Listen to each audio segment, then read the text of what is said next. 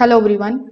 If you want to factory reset your Eufy Floodlight camera or you are facing the connection issues, then this video is going to show you the exact method to reset it properly in 2026.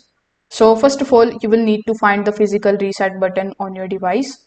For most of the Eufy Floodlight cameras, the reset button is located underneath the camera or near the sync button area.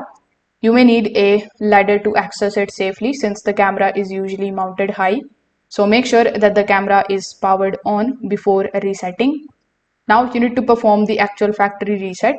For that, you just have to simply press and hold your reset button on the camera.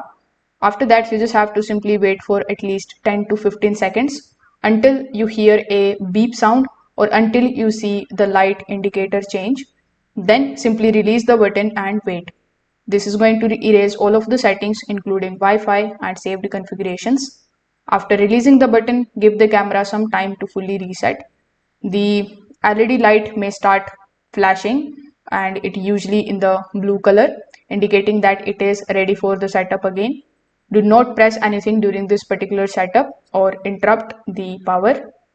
The reset process is going to take 1 to 2 minutes, so you just have to basically wait. So that's how you can basically factory reset your Eufy floodlight camera the right way. If this video helped you out, make sure that you like this video and subscribe to the channel. Thanks for watching.